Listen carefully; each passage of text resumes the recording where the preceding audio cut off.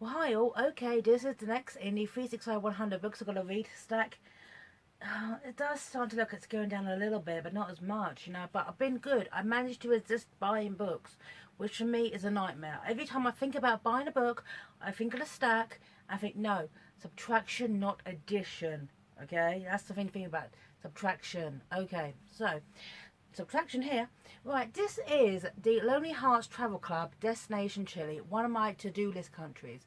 It's a quite different setup to the other two. Now the thing is, Georgia, her business is going brilliantly. She's very, very happy. And then things start to go wrong a little bit once again in her personal life. She just moved in with Ben, her boyfriend, and the co-owner of the company. Then she gets this opportunity to the pair of them to take part in a travel show to Chile with a bunch of other couples, and it's kind of like couples who work in the business industry or travel industry kind of teaming up in this competition, and they have to like complete these tasks, and the winner gets like 50 grand. And it's interesting. Now, first of all, I applaud any author who wants to do something different with her books, but at the same time, I was a little bit, it felt at times, now I've never been to Chile, it's on my to-do list, but I felt at times that one thing I've liked about these books so far is not just, is George's storyline, it's the descriptions of the countries. It's like whetting your appetite, you want to actually see these things for yourself. This time it felt like the focus of Chile was kind of brushed aside for this TV show. And at times when they're running around the city, trying to they're in a fish market, like kind of like being filmed. They're running around like in a library gathering clues. At the time, it felt like more description, less of this action. This is an example of what I'm talking about. Okay, this is page 210. Through a patch of forest surrounding us, I could make out strange, skinny, pale trees that had been bent backwards almost horizontally. But the ferocious and never-ceasing wind that must have deformed them over the centuries. This place really was harsh. It was like another world cut off from the rest of the country by a huge drunken ice caps. Apparently the first people who lived here saw themselves as Patagonians first and Chileans or Argentinians second. I was just amazed that people could survive living here at all. Anna eventually padded over to us and clapped for our attention. Guys, listen up. She flashed a look at Clive to check he had made her best siding shot. The light from his camera had made it look almost visceral against a dramatic, rugged backdrop. This is the last challenge of the trip. You see what I mean? It's these beautiful descriptive landscapes, distracted by these film crews and camera crews, and things keep happening to Georgia, and you think there's a bit more of a payoff to it.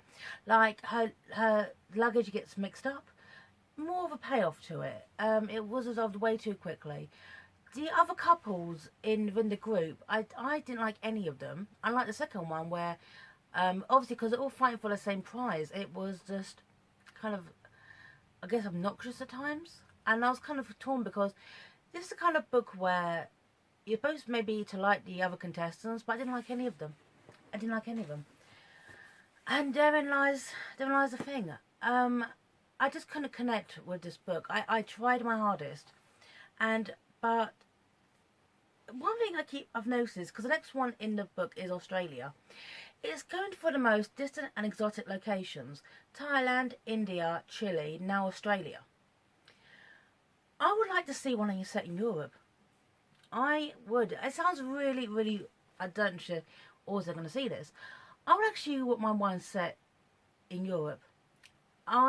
Because I've been to places in Europe, they're absolutely fantastic. I've been to Pompeii and walked along the ancient Roman streets. I went to Munich and then spent one day up in the Alps. Caught a train through a mountain to get up to the Alps, and it was incredible. So, yeah, I would like to see the Lonely Hearts set in a European location. I think they're missing something here. So, this book I found good, but I just couldn't connect with it as well as I could the second. which is quite a shame because Georgia is a really, really likable character. And one thing I did like this book, about this book, is I focused more on Ben and his story and his history. That actually is quite rare in a romantic fiction book. Is for the man and his story to get some focus, and his flaws, his insecurities, his anxiety, which once again was touched on but could have been explored better. It's kind of like too many ideas and not enough payoff. And it felt like it took too long to get to Chile and then too soon to leave Chile. That even though I was reading about Chile, I didn't experience Chile. That's the thing. Unlike India, which did. I think these, maybe because from my point of view, I'm a solo traveller. I've done Italy, Germany twice, Poland, Japan, France. Yeah, I've done several countries by myself. So as a solo traveller, it gives you perspective. It gives you some insight to yourself. And with so many people in this book, I got virtually no insight, if that makes sense. So anyway, this is the book anyway. Links under, obviously. And this is the 365-100. I'm signing off. Bye now.